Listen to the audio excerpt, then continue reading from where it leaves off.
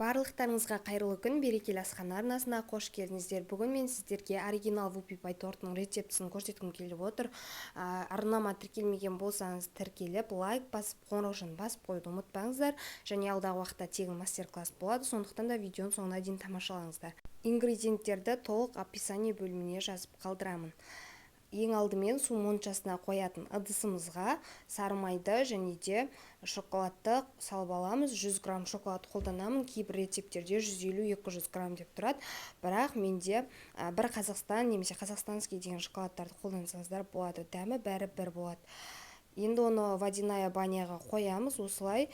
Сосын ол ерігеннен кейін суытуға жібереміз. Одан кейін құрғақ ингредиенттерімізді араластырып аламыз. Оның үстіне какаоны және разрыхлитель салып, електен өткізіп араластыруымыз керек. Ұнымызда міндетті түрде електен өткен болуы қажет. Барлық құрғақ ингредиенттерді араластырып, бір шетке қойып қоямыз, және де үлкен құрғақ ыдысымызды алып, жұмыртқаны және қантымызды салып, жақсылап ағарғанша көпіртіп аламыз.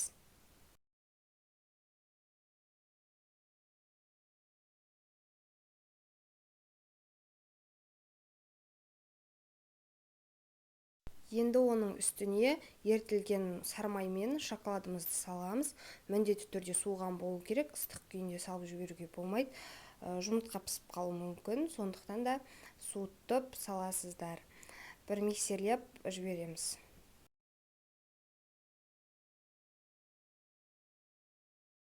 Енді жұмыртқалы массамызға араластырып қойған құрғақ ингредиенттерімізді екіге бөлу арқылы қосып аламыз.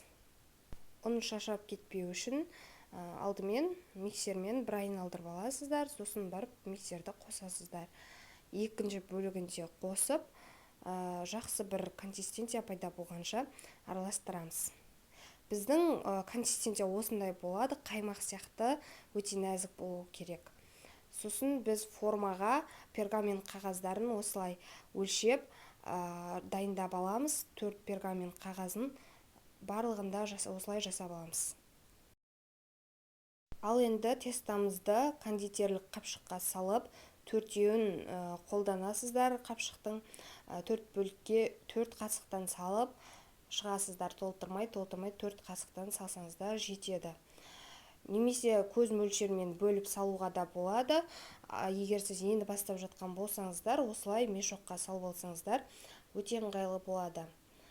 Сосын осылай қасықпен немесе спатуланың көмегімен жағып шыға бересіздер. Ортасынан бастап шеттерін бәрін біркелкі болғанша жағасыздар. Пісіп шыққан соң бір жері қалың, бір жері жұқа болып жабысып қалмау үшін барлығын бірдей етіп жағуға тырысыңыздар. Барлығын осылай дайындап болған соң 180 градуста 5-10 минут аралығында 4-еуінде пісіріп аламыз. Олар суығанша біз кремді дайындап аламыз. Креммен жұмыс жасауды білмесеңіздер, үйреніп алсаңыздар болады. Осылай таразыға қоясыздар творожный сырды. Сосын шетіндегі тар деген сөзді бассаңыздар, қайтадан 0 болып қалады. Сосын оның үстіне қант ұнтағын саламыз.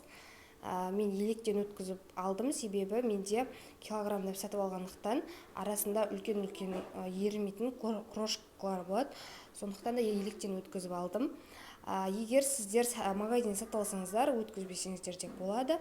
Ал егер өткізсеңіздер, одан да жақсы. Творожный сырды көп миксерлемейміз, оңай еріп кетеді бір-бірімен араласып. Креммен жұмыс жасаған кезде салқын жерде жұмыс істеген өте жақсы болады. Енді оның үстіне сливкиді құямыз. Менің қолданатын сливким свежий завтра 34%. Бұл өте жақсы, формасын жақсы ұстайтын сливки. Менде 300 граммдай қалған. Соны қосамын үстіне, және де миксерлеп, қоюланғанша миксерлеп аламын. Сливкиді де сатып алатын кезде срогына қарап сатып алуларыңызды кеңес беремін. Және де 33%-тен жоғары сливкилер өзінің формасын жақсы ұстайды және дәмі де жақсы. Осылай қоюланғаннан кейін мен 1 минуттай араластырдым. Одан да қою болады, яғни бізге вупи пайдың шариктері шығуы үшін қоюлау крем керек. Бірақ тым көп миксерлеп жібермейміз. Миксердің темірі қызып кетсе де креміміз іріп кетуі мүмкін. Енді мен осындай насадканы қолданамын, және де оны кондитерлік қапшыққа салып, креміміздің тең жартысынан көптеуін немесе салып аласыздар. Ол біздің Whoopie Pie тортының шариктерін шығару үшін керек. Енді видеоны тамашалап, Whoopie Pie'дің шариктерін шығаруды үйреніп алсаңыздар болады. Аса қатты қиыншылығы жоқ. Осылай салып, асықпай шығара бересіздер шариктерді. Бір-екі жасағаннан кейін қолдарыңызда үйреніп кетеді. Содан кейін тапсырыс алсаңыздар да болады осы рецепт бойынша. Осылай кождарымыздың шеттерін айналдыра отырып, шариктерімізді шығарып ала береміз. Барлығын болғаннан кейін ыдыста қалған кремімізден ортасына жағып, 4 кожды да солай қайталап тортымызды жасап аламыз. Егер сіздердің кождарыңыз шеті қисықтау болатын болса, бір-бірімен өлшеп көрген соң, пісіп шыққаннан кейін шеттер қисық болатын болса, қорықпай бірдей қылып кесіп алсаңыздар да болады. Менде 24 дециметр кождар болды, сондықтан үлкендеу торт болады. Шариктерді шығарған кезде басты назарда ұстайтын жағдай ол дірілдеп қобалжудың қажеті жоқ. Осылай оңай шығара бересіздер, шариктеріңіз де әдемі болып шығады.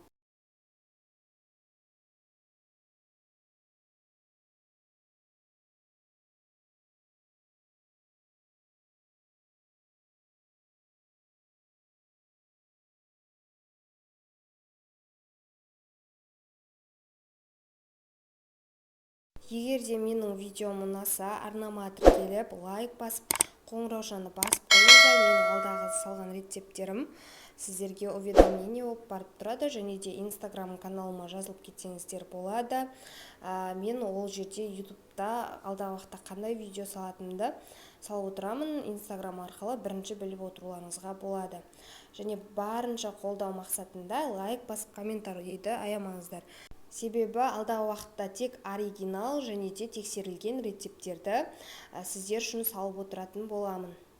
4 коржды да жинап болған соң, бетіне подтеки жасаймыз. Ол үшін шоколад пен сары майды немесе сливкиді қосып, водяная баняда ерітіп, біркелкі масса болғанша ерітіп аласыздар. Содан кейін осылай шеттеріне ағызып, подтекиді және де үстіне шоколадтарыңызды жағып шығасыздар. Егер жасап жатсаңыздар аз болсын, арнама тіркеліп, лайк басып, қоңыраушаны басып қоюды ұмытпаңыздар. Whoopie Pie'дің үстін өзіңіз қалағандай әрлей бересіздер, және де 3-4 сағат кемінде холодильникте тұрса, кремі де сіңіп, өте дәмді торт болады. Видеоның соңына дейін тамашалағандарыңыз үшін алғысым шексіз, және де менің арнамнан алдағы уақытта қандай рецепттер күтесіздер, комментарийға жазып қалдыруларыңызды сұраймын.